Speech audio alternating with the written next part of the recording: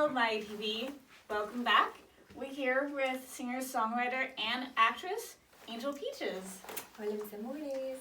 It's so great to have you here. So great to be here. Thank you for having me. So, tell us how you got started in this entertainment world. Well, it's a long story. Thankfully, it's been a blessing. I actually grew up in a family that did music and that did song. My mom was in a big band, one of the biggest Latin American cumbia bands of all time called Sonora Dinamita de Don Lucho Argain. And so I would see her performing so much that it just inspired me to want to be a star or just emulate any type of thing that she did. You know, I feel like if you just do art and, channel the art that you have within you, that just makes you shine, and that's exactly what I wanted to do. So little 3-year-old, 5-year-old me, thankfully was inspired from a very young age. The first thing that I remember doing is dancing in my living room to Madonna, La Isla Bonita, and just knowing like, oh my goodness, this is the best feeling ever. And, I always, I knew what I wanted to do, thankfully. And, so I begged my parents to like help me get, acting classes, but since they didn't know English growing up. They just didn't know how to do anything for me, just marking me and take me to auditions. And now I'm very thankful because I was able to have a beautiful childhood and do all the things like going to high school and all of that. But in the moment I was always like yearning and happy for an opportunity. But when I went to high school, or when I graduated high school, my parents were like, you know what, now you can do what you want to do. And so since then I went into background, and I found out how to get a manager and an agent, and from there I've just been working really hard. Also at the same time doing theater in college, and outside of college I also performed a lot of theater, which helped me learn a lot. And thankfully now all I really do is just perform or do theater and all of that stuff. Now, you did a lot of different theater. You worked with some interesting people. Yes.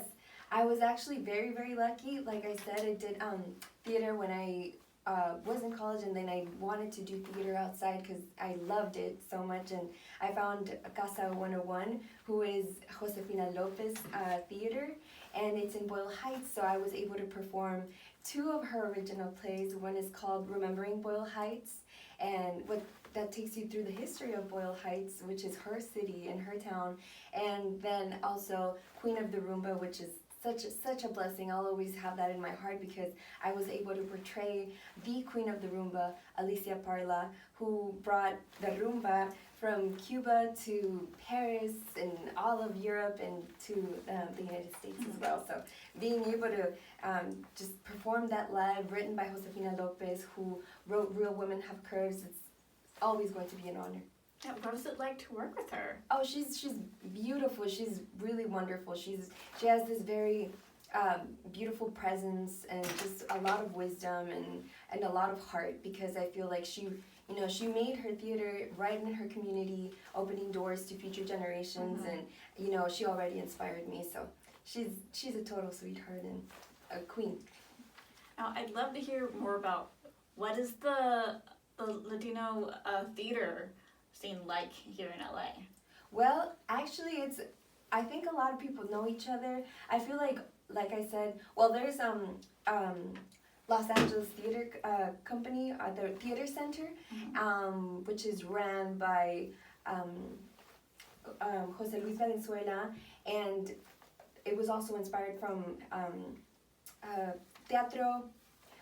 A lot of theater companies, because back in the 70s there were a lot of theater companies that were Latinos actually, and so like even Culture Clash, all of those theater people, they made that seed and it grew. But I feel like now everyone knows Josefina Lopez because everyone, I feel like goes to her theater, gets inspired. Even Xolo Maridueña from Blue Beetle, he started in Casa 101. Oh, really? Yeah. So I'm saying it's a beautiful little hidden gem that it has a lot of heart and is very known in the theater community. And yeah, a lot of people know each other, and I think we all kind of know how it is to grow up in this industry, kind of like in our own pace now, which is awesome. Now you started in theater, but now you work in film. Yes.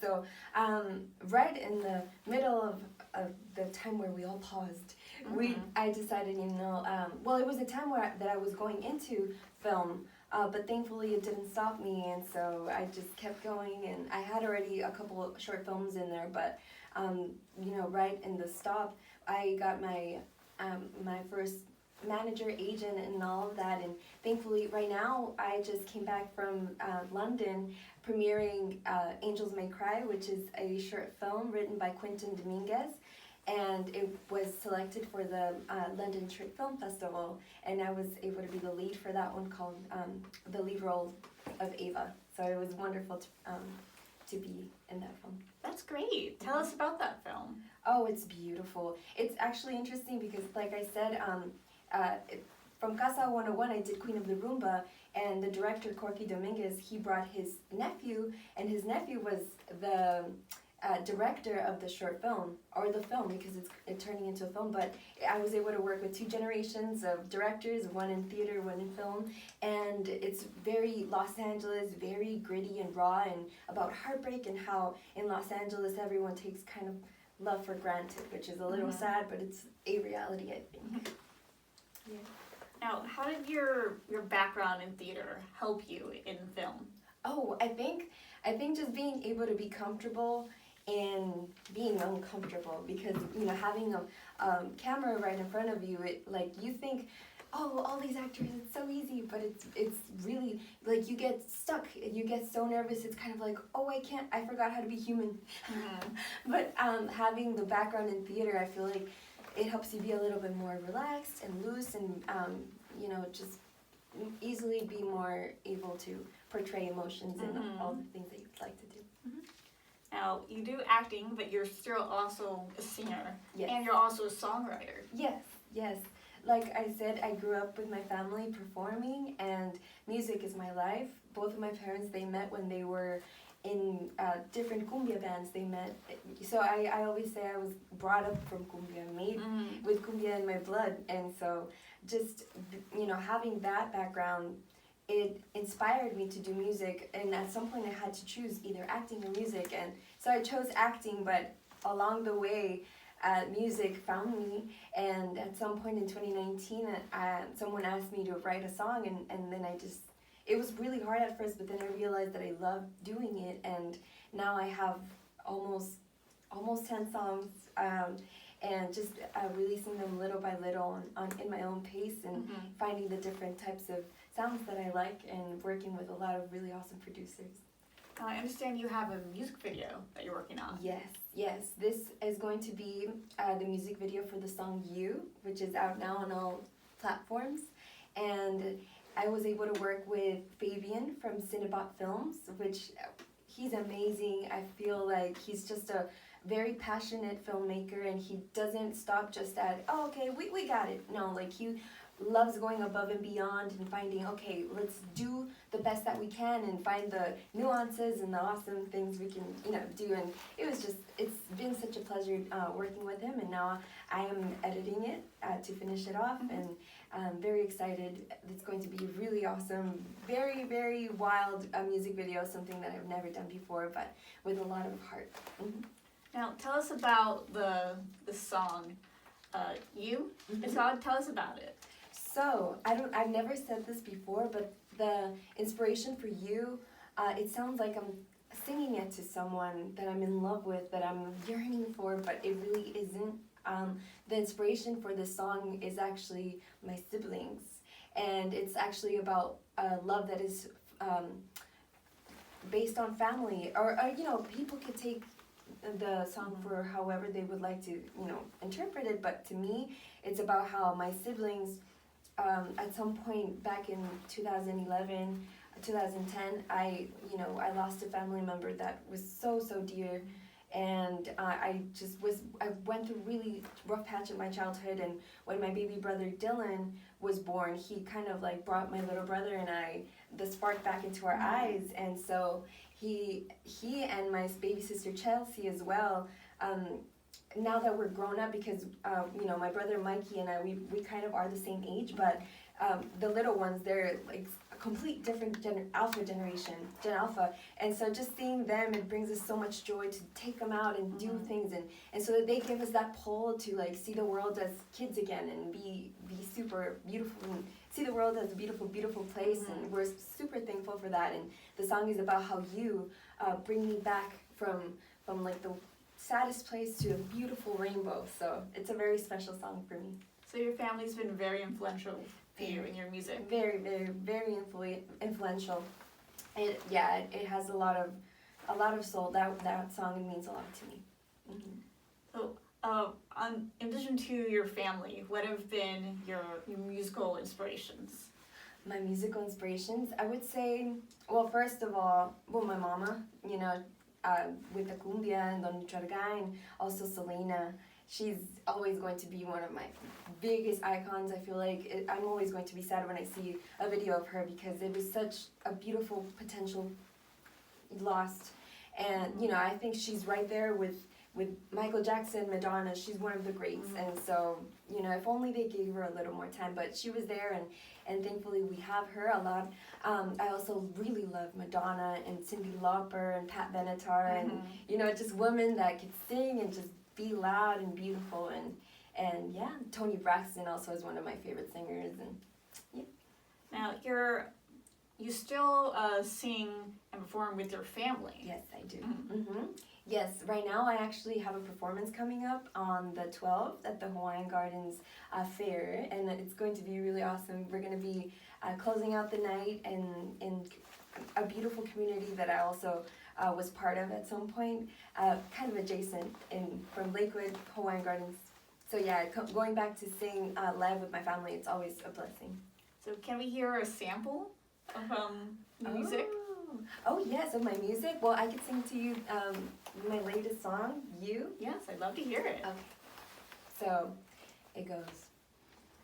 You make it all come true, and it's all for you. I'd give you more than I can hold in my two arms for you. I can't explain the way you make it feel right, even when everything crashes down inside. I found you walking through the darkest night. I could have drowned, but I know it all comes back to you. Waking up and feeling like everything just has a meaning, like it never hurt, like it always simply was. This moment where you'll always stay in my arms. That's wonderful. I love that. Thank you.